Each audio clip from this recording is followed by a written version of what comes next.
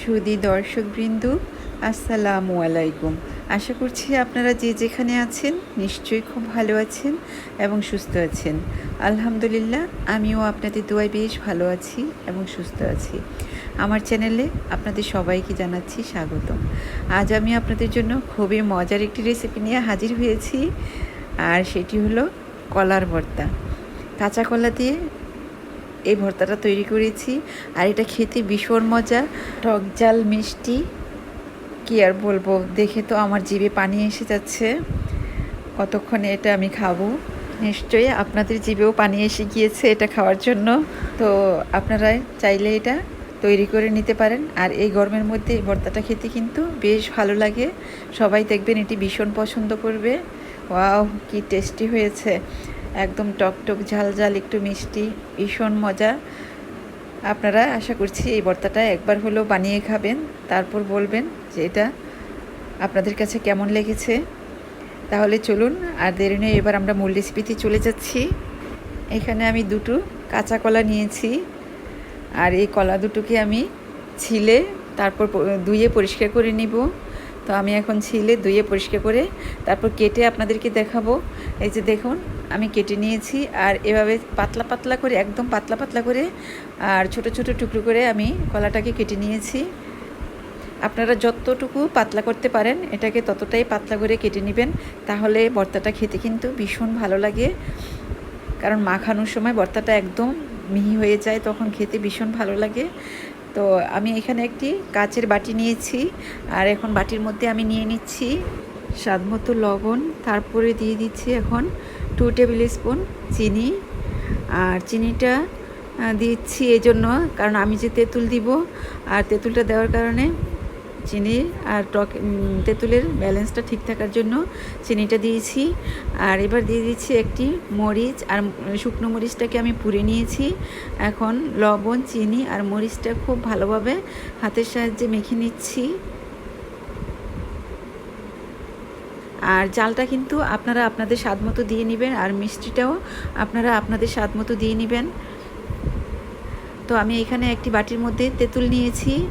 তো তেঁতুলটাকে আমি এখন নর্মাল পানি দিয়ে আমি এটাকে একটু ভিজিয়ে রাখবো।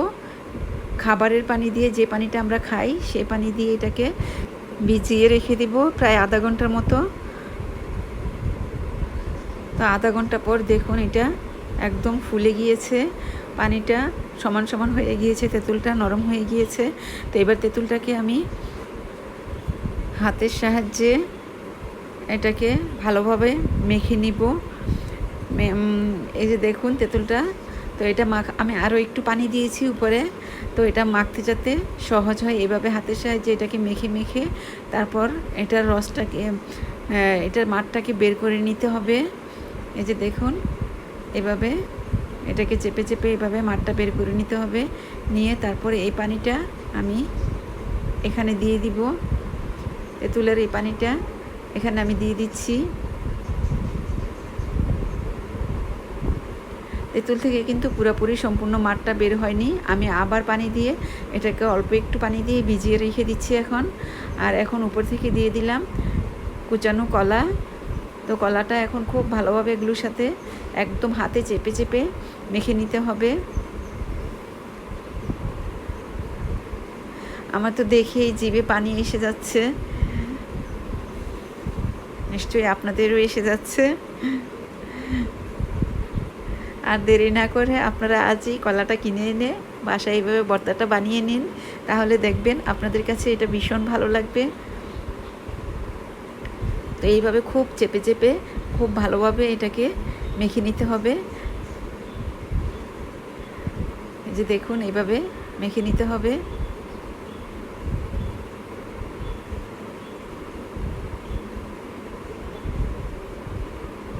আর আপনারা চাইলে কিন্তু এটা হামানদিস্তার মধ্যেও কিন্তু তৈরি করতে পারেন ভর্তাটা, তবে আমার কাছে হাত দিয়ে তৈরি করাটাই এটা ভীষণ ভালো লাগে।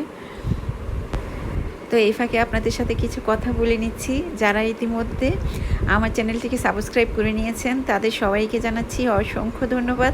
আর যারা আমার চ্যানেলে নতুন, এখনও সাবস্ক্রাইব করেননি, তাদেরকে অনুরোধ করব আপনারা আমার চ্যানেলে গিয়ে লাল সাবস্ক্রাইব লেখাটি ক্লিক করুন, তারপর পাশে থাকা ঘন্টাটি ক্লিক করে দিবেন।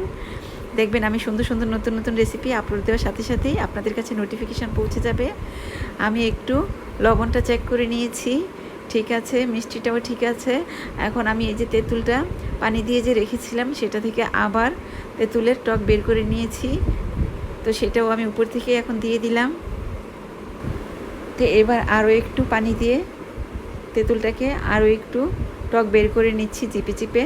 তো দেখুন এই যে আরও কতটুকু টক বের হয়েছে, তো এটাও আমি এখানে আবার দিয়ে দিচ্ছি।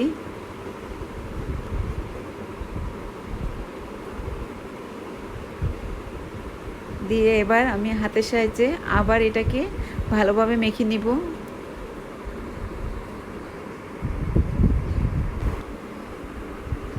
তো আমার মাখা অলমোস্ট হয়ে গিয়েছে। তো এবার আমি এটা একটু খেয়ে দেখব কেমন হয়েছে। তো আমার একটু লবণ লাগবে আর একটু চিনিও লাগবে, তো আমি একটু লবণ দিয়ে দিয়েছি এখানে। তারপর দিয়ে দিলাম আরও 1 টেবিল স্পুন চিনি দিয়ে তারপর এটাকে ভালোভাবে আবার মেখে নিব। তো এবার চামচের সাহায্যে নাড়াচাড়া করে আমি এটাকে মেখে নিয়েছি। এই যে দেখুন ভর্তাটা দেখতে কেমন হয়েছে। তো আমি একটি বাটির মধ্যে ভর্তাটাকে নিয়ে নিচ্ছি। এভাবে আপনারা চাইলে ছোট ছোট বাটির মধ্যে দিয়ে পরিবেশন করতে পারেন। আর এটা খেতে কি আর বলবো, ভীষণ ভীষণ ভীষণ মজা। আপনারা একবার হলেও এভাবে বানিয়ে খাবেন, দেখবেন এটা আপনাদের কাছে ভীষণ ভালো লাগবে। আর এই গরমে ভর্তাটা কিন্তু খেতে ভীষণ ভালো লাগে। তো আশা করছি রেসিপিটি আপনাদের কাছে খুব ভালো লেগেছে। আর যদি ভালো লেগে থাকে আপনাদের পরিচিত সবার সাথে রেসিপিটি শেয়ার করে দিবেন। আর এতক্ষণ কষ্ট করে আমার সাথে থাকার জন্য, আমার রেসিপিটি দেখার জন্য আপনাদের সবাইকে জানাচ্ছি অসংখ্য ধন্যবাদ। তো আবার নতুন কোনো রেসিপি নিয়ে আপনাদের সামনে হাজির হয়ে যাব। আর এমনই সব মজার মজার রেসিপিতে ভরপুর আমার চ্যানেল। আপনারা চাইলে এক নজর ঘুরে আসতে পারেন, দেখবেন আপনাদের কাছেও ভীষণ ভালো লাগবে। এতক্ষণ ভর্তাটা বানিয়েছি, এখন আমি খেয়ে তারপর আপনাদেরকে জানাচ্ছি এটা কেমন হয়েছে। ওয়াও, ভীষণ ভীষণ ভীষণ মজা হয়েছে। আর দেরি নয়, আপনারা তাড়াতাড়ি করে ভর্তাটা বানিয়ে খাবেন, খেয়ে আমাকে কমেন্ট করে জানাতে ভুলবেন না কিন্তু। তো আজ এ পর্যন্তই। আপনারা সবাই ভালো থাকবেন, সুস্থ থাকবেন, আর আমার জন্য দোয়া করবেন, আমার পরিবারের জন্য দোয়া করবেন। আল্লাহ হাফেজ।